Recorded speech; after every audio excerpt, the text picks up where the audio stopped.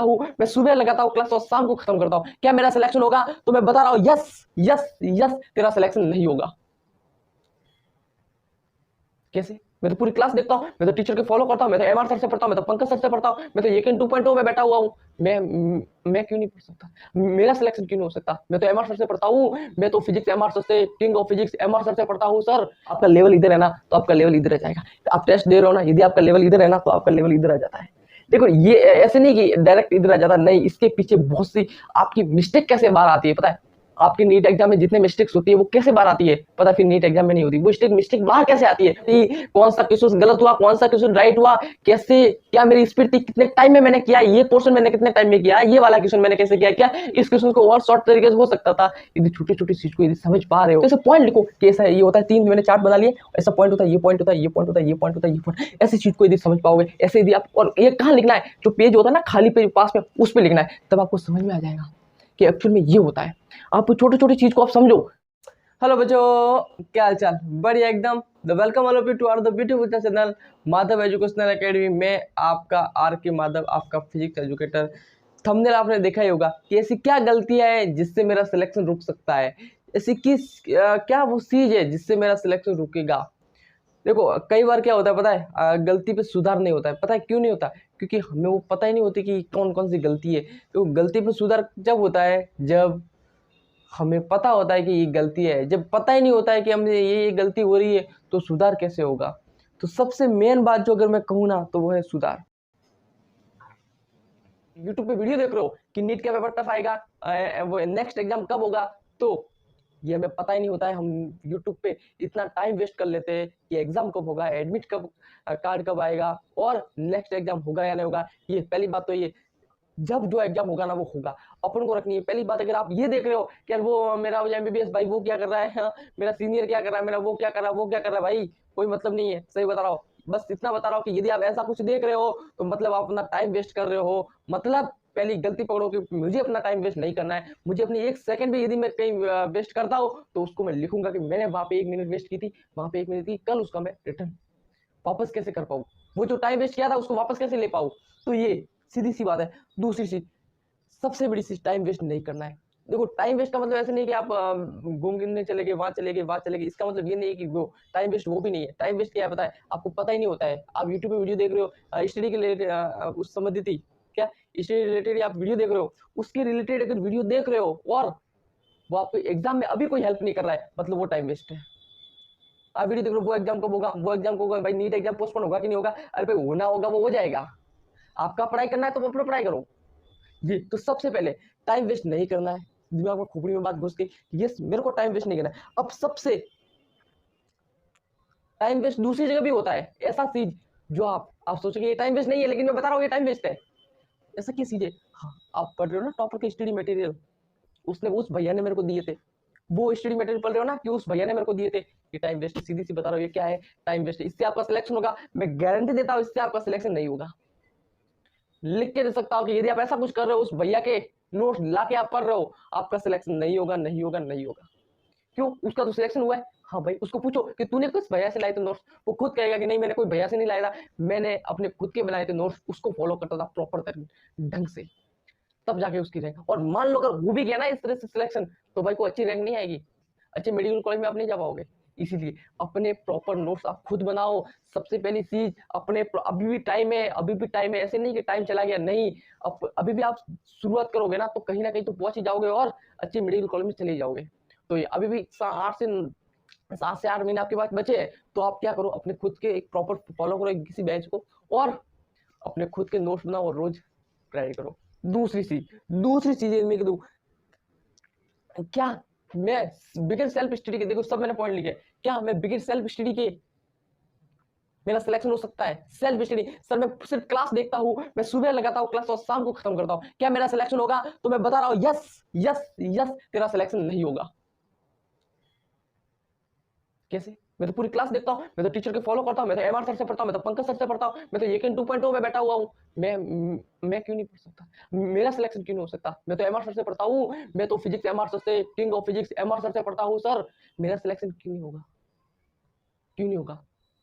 नहीं होगा तेरा सिलेक्शन। क्यों? क्योंकि तू सिर्फ क्लास देखता है भाई। मैं हमेशा बता रहा हूँ एक चीज, सिलेक्शन एमआर से नहीं दिलाते, सिर्फ एमआर सर आपको राय दिखाते हैं कि ये पढ़ने से सिलेक्शन होगा, आपको बताते हैं कि ये पढ़ना है और इसको ऐसे हैंडल करना है, पढ़ना तो आपको ही पड़ेगा। एमआर सर सिर्फ एक जरिया है आपका सिलेक्शन का, इसका मतलब ये नहीं है, इसका मतलब ये नहीं कि सिलेक्शन एमआर सर दिलाएंगे, नहीं, सिलेक्शन आपकी खुद की मेहनत से होगा और अपने कर्म पे होगा। तो कर्म करो, और कैसे, प्रैक्टिस वाले कर्म करो। क्लास देख ली, यस सर, क्लास आपने अच्छी तरह से देख ली, उसको रिवाइज करो। देखो रिवाइज नहीं करोगे ना आपका सिलेक्शन नहीं होगा। आज मैं ऐसे नेगेटिव क्यों बोल रहा हूँ कि आपका सिलेक्शन, भाई कड़वे सच है, भाई कड़वे सच है तो बोलना पड़ेगा कि सिलेक्शन नहीं होगा। अगर आप ढंग से, आप क्लास भी देख रहे हो अच्छी, देखो क्लास देखना अच्छी चीज है, मुझे पता है सबसे पहले यदि कोई स्टार्ट करनी है ना आपको पढ़ाई के रिलेटेड, एनसीईआरटी जो भी बाद में, पहले सबसे पहले क्लास, एनसीईआरटी वगैरह सब बाद में, सबसे पहले आनी चाहिए आपकी क्लास। इसलिए बोल रहा हूँ कि क्लास को अच्छे ढंग से देखो, क्लास को ढंग से देख लिया ठीक है, उसका एक चार्ट बना लिया, जैसे बायोलॉजी की क्लास है, बायो की क्लास है तो उसका एक चार्ट बना लिया। अब चार्ट कैसे बनाना है बाद में बताऊंगा, रुक जाओ 2 मिनट रुक जाओ, मैं आपको बताऊंगा कि चार्ट एक्चुअल में मैं कैसे बनाऊंगा।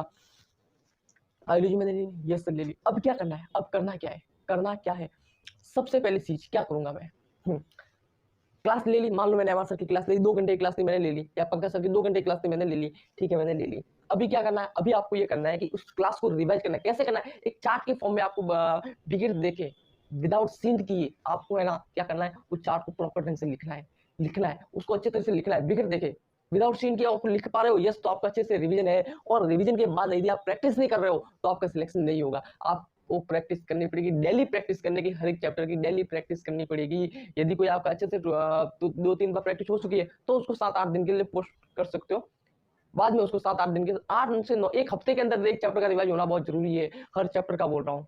एक हफ्ते के अंदर, और कोई ज्यादा अच्छा है तो 2 हफ्ते लगा दो, बाकी इससे ज्यादा आप टाइम नहीं लगा सकते, वैसे वैसे टाइम बढ़ता जाएगा, थोड़ा टाइम कम कर लेना, ठीक है ना। ऐसे तो आपको ये होना चाहिए कि रिविजन मेरे को अच्छे से करना है, क्लास अच्छे से देखनी है। इतना करने के बाद यदि आप इतना कर रहे हो तो चलते आगे। सबसे इंपॉर्टेंट चीज, वो ऐसी सबसे इंपॉर्टेंट चीज क्या है जिससे मेरा सिलेक्शन होगा, ऐसी क्या चीज है जिससे मेरा सिलेक्शन के साथ ज्यादा से ज्यादा बढ़ जाएगी। तो ये कड़वी सच है और बहुत लोग नहीं फॉलो कर पाते, सही बता रहा हूँ, बहुत ही कम ऐसे स्टूडेंट है जो फॉलो कर पाते, और इसको यदि फॉलो कर पाते हैं तो उसका सिलेक्शन 90% श्योर हो जाता है। इस चीज से सिलेक्शन तो आपका वही श्योर हो जाता है 90%। वो क्या है, वो है टेस्ट। यदि आप टेस्ट ढंग से दे रहे, आपका लेवल इधर है ना तो आपका लेवल इधर आ जाएगा। आप टेस्ट दे रहे हो ना, यदि आपका लेवल इधर है ना तो आपका लेवल इधर आ जाता है। देखो ये ऐसे नहीं कि डायरेक्ट इधर आ जाता, नहीं, इसके पीछे बहुत सी आपकी मिस्टेक कैसे बाहर आती है पता है। आपकी नीट एग्जाम में जितने मिस्टेक्स होती है वो कैसे बाहर आती है पता है, फिर नीट एग्जाम में नहीं होती वो मिस्टेक बाहर कैसे आती है, वो आती है आपके टेस्ट से। यदि आप टेस्ट दे रहे हो प्रॉपर ढंग से तो आपकी सभी जितनी मिस्टेक्स है ना वो सभी बाहर आ जाएगी। सच में, हाँ भाई, सभी बार आ जाएगी वो, हकीकत में। हाँ, एक बार देखे तो देखो, मुझे पता नहीं होगा, एक बार नहीं होगा, आप बोलोगे सर क्या मिस्टेक की बात आती है, पूरी बैंड लगा दी आपने तो क्या मिस्टेक की बात आती है, पूरी बात लगा के रख दी, नंबर डिमोटिवेट होगा, नंबर ही नहीं आ रहा, डिमोटिवेट हो रहा हूँ सर मैं, नंबर नहीं आ रहे, क्या आप बोल रहे हो। अच्छा लगेगा, कुछ नहीं भाई, कुछ नहीं, एक बार लगेगा, 2 बार लगेगा, 3 बार लगेगा, 4 बार लगेगा, 5 बार लगेगा, 10 बार लगेगा यार, लेकिन 11वीं बार तुम्हारे नंबर आएंगे। बस हिम्मत नहीं हारनी, ठीक है दोस्तों। देखो आएंगे कैसे, टेस्ट में ऐसा नहीं बोला कि टेस्ट देने से आ जाएंगे, नहीं, टेस्ट देने से नहीं आएंगे, उस गलतियों पे सुधार करने से आएंगे। टेस्ट में जो गलतियां हो रही है उसको एक बार लिखो कि मेरे से ये टेस्ट में ये गलतियां हो रही है। आप उस टेस्ट में जो गलतियां हो रही है उसको यदि आप सुधार कर पाए ना तो आपके नंबर इंप्रूव हो जाएंगे। अब मैं ऐसा भी नहीं बोल रहा कि आप सिर्फ टेस्ट दे दो, देते रहो, दे दो, कुछ गलतियां सुधार नहीं करो, बस आए ठोक दिया, पेपर फेंक दिया कोचिंग से आए, टेस्ट दे दिया, पेपर फेंक दिया, ऐसे नहीं होता भाई, सिलेक्शन ऐसे नहीं होता है। आपको बैठना पड़ेगा, आप टेस्ट देना पड़ेगा, हर वीकली आपको टेस्ट देना पड़ेगा, उसमें देखनी पड़ेगी क्या क्या मेरी गलतियां थी, कौन सा क्वेश्चन गलत हुआ, कौन सा क्वेश्चन राइट हुआ, कैसे, क्या मेरी स्पीड थी, कितने टाइम में मैंने किया, ये पोर्शन मैंने कितने टाइम में किया, ये वाला क्वेश्चन मैंने कैसे किया, क्या इस क्वेश्चन को और शॉर्ट तरीके से हो सकता था। यदि छोटी छोटी चीज को यदि समझ पा रहे हो ना तो आपके नंबर इंप्रूव हो जाएंगे। यदि आपका टेस्ट में लेवल इतना था और आपने 20 से 25 टेस्ट दे दिए तो आपका लेवल इस तरफ हो जाएगा। ऐसा नहीं बोल रहा कि 20 से 25 टेस्ट देने से हो जाएगा, नहीं, 20 से 25 टेस्ट की गलतियों को पकड़ने से आपके नंबर इंप्रूव हो जाएंगे भाई। इसीलिए टेस्ट एनालिसिस बहुत ही इंपॉर्टेंट है आपके नीट में अच्छी रैंक लाने के लिए, आपके नीट में अच्छा स्कोर करने के लिए। इतनी बात समझ में आ गई, खोपड़ी में घुस रही है नहीं घुस रही है, यदि घुस पा रही है तो चलते आगे, चलते आगे। दूसरी, एक टाइम वेस्ट कैसे होता है पता, टाइम वेस्ट इसलिए होता है कि आप प्रॉपर एक शेड्यूल को फॉलो नहीं कर पा रहे हो।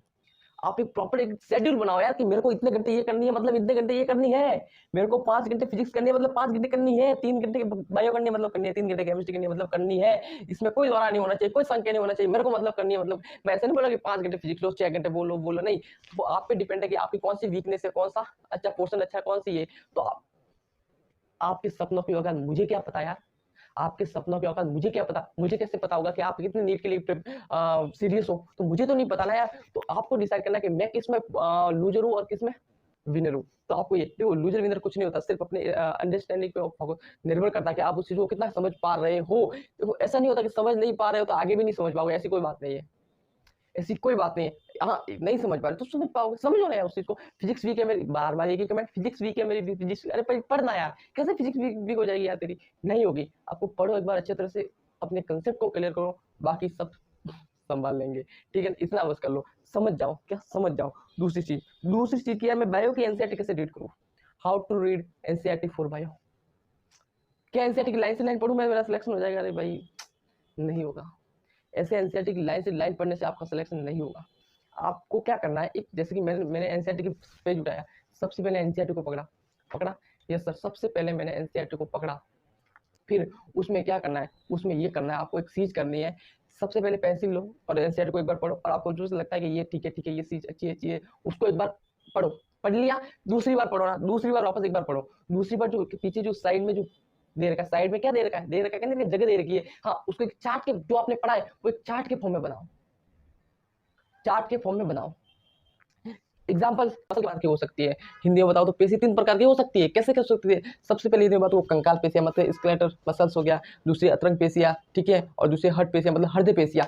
3 पता है, तो हमें इतना पता है कि जो कंकाल पेशियां होती है वो कैसी होती है, वो मतलब ऐच्छिक होती है, मतलब उसको मैं बैलेंस मतलब अपने हाथों से रोक भी सकते हैं, कैसे भी कर सकते हैं, वो ऐच्छिक होती है। तो इसको मैंने एक पॉइंट लिख लिया, ये ऐच्छिक होती है, मतलब ये ऐच्छिक होती है। दूसरी चीज यदि मैं कहूँ कि कंकाल पेशी जो होती है वो रेखित होती है, मतलब उसमें धारियां दिखाई देती है, तो मैं इसको ऐच्छिक और धारियां दिखाई देती है, मतलब ये रेखित होती है। समझ में आ गया, तो ऐसे पॉइंट लिखो। और हृदय पेशी हमें पता है कि चिकनी होती है, क्या चिकनी होती है, ये चिकनी नहीं होती है, रेखी होती है। और हमें इतना पता है कि इसको कंट्रोल नहीं कर सकते, तो ये इनवॉलेंटरी होती है, मतलब अनैच्छिक होती है, और ये वॉलेंटरी होती है। इतना आपको पता चल गया ना, तो ऐसे पॉइंट लिखो कि ऐसा ये होता है। 3 मैंने चार्ट बना लिए, ऐसा पॉइंट होता है, ये पॉइंट होता है, ये पॉइंट होता है, ये पॉइंट होता है, ये पॉइंट। ऐसी चीज को यदि समझ पाओगे, ऐसे यदि आप, और ये कहाँ लिखना है, जो पेज होता है ना खाली पेज पास में, उस पर लिखना है, तब आपको समझ में आ जाएगा कि एक्चुअल में ये होता है। आप छोटे छोटे चीज को आप समझो, ऐसे तुम्हारा होगा सिलेक्शन, ऐसे तुम्हारे नंबर बढ़ेंगे नीट में, और ऐसा अच्छा स्कोर होगा नीट एग्जाम के पेपर में। और यदि आपके मॉक टेस्ट में अगर अच्छा स्कोर हो रहा है ना, मतलब आपके नीट में अच्छा स्कोर हो जाएगा। और सबसे अच्छा स्कोर जो लगता है ना कि इस वजह से होगा, तो वह गलतियों को कम करो। अब गलती कम कैसे होगी, मैंने बताया ना, टेस्ट देके होगी। टेस्ट दोगे, जितना टेस्ट दोगे उतना नंबर कम, गलतियां कम होती जाएगी, और गलतियां कम हो जाएगी, नंबर बढ़ते जाएंगे। तो थैंक यू सो मच। छोटी चीज आपको समझ में आ गई होगी कि क्या वो गलती नहीं करनी है। Wish you all the best.